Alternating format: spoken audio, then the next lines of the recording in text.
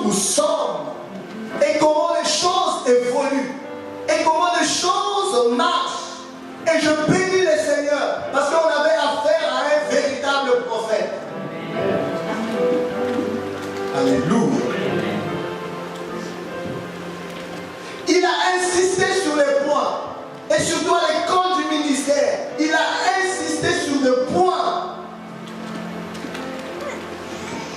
pour que nous puissions comprendre qu'ici à l'église, on ne fait pas la divination. Pour que nous puissions comprendre, on ne peut pas courir derrière les prophéties comme on courait derrière les marabouts pour chercher à capter une parole. C'est différent. C'est le Saint-Esprit qui agit. C'est le Saint-Esprit qui parle. Et il y a un but précis à tout cela. L'accomplissement des desseins de Dieu. L'accomplissement des plans de Dieu. Ce n'est pas pour que nos vies changent pour vivre d'une manière égoïste. Non, tout ce que Dieu fait, il le fait pour un but précis. Quand Dieu te visite, il te visite pour un but. Quand Dieu te donne quelque chose, il te le donne pour un but précis. Dieu a créé le monde, Dieu a créé l'homme pour un but précis. L'homme a été créé pour accomplir une mission précise. Il lui a été donné un mandat. Dieu, de son état de Dieu, ne peut pas créer pour le plaisir de créer. Il ne peut pas passer son temps à créer ou à faire quelque chose pour rien. Il est Dieu. Que quelqu'un me dise Amen. Amen. Le but de la prophétie dans le Nouveau Testament, 1 Corinthiens chapitre 14, verset 3.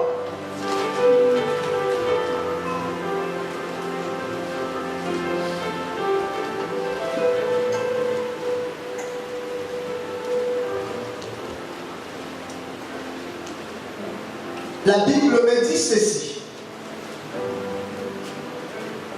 que celui qui prophétise, au contraire, parle aux saints, les édifie, les exhorte et les console.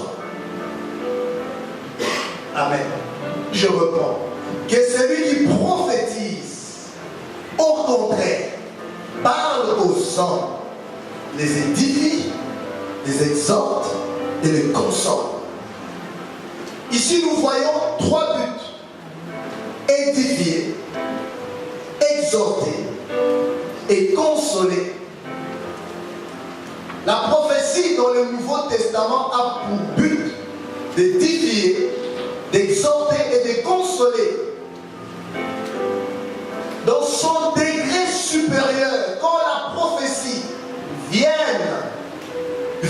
plutôt par l'entremise du prophète au travers du Saint-Esprit, elle vient pour réveiller les consciences. Donc il doit y avoir une prise de conscience du peuple. Dieu est en train de parler.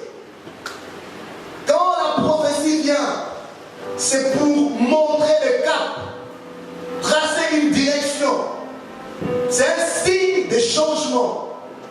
La prophétie vient pour annoncer une nouvelle ère, donner une orientation, rétablir les choses, apporter le réveil, un renouveau, booster les gens dans la foi. Le prophète lui-même étant le signe, donc sa présence est un signe. Et en Israël, quand un prophète débarquait, les gens tremblaient. Et ils étaient prêts à recevoir sa parole. Ils tremblaient. Si cela augure de bonnes choses, c'était une célébration, c'était une joie immense, c'était la fête. Mais si cela augurait de mauvaises choses, ils pouvaient se repentir. Ils devaient se repentir, porter le sac, demander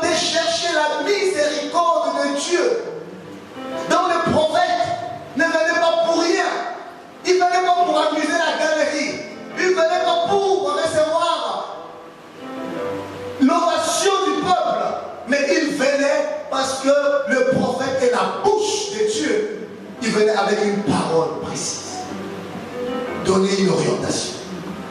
Et dans le cas avec Gédéon, on voit le prophète venu et le prophète leur a dit la cause de leur mal. On ne peut pas bâtir sa vie ni la conduire sur base d'une prophétie. La vie est bâtie sur base de la parole de Dieu. Et nous sommes conduits par le Saint-Esprit. Parce que le Saint-Esprit vit en nous. Le Saint-Esprit est avec nous. Et le Saint-Esprit vit en nous. Le Seigneur n'a pas établi les prophètes dans l'église pour guider les croyants. C'est le Saint-Esprit qui dirige les croyants. C'est le Saint-Esprit qui guide les croyants. C'est le Saint-Esprit qui dirige l'église. C'est le Saint-Esprit qui guide l'église. C'est le Saint-Esprit qui travaille avec les saints ministères dont de Christ à l'église. Pasteur, docteur, prophète, apôtre, évangéliste, ils ne peuvent rien faire sans le Saint-Esprit. Et si, avec leurs onctions, ils sont favorables à Dieu, parce que Dieu est derrière les paroles de ses serviteurs pour les accomplir, avec leur onction, si cela est conforme à la volonté de Dieu, si cela plaît à Dieu, s'ils sont favorables à Dieu, quand ils décrètent, cela s'accomplit.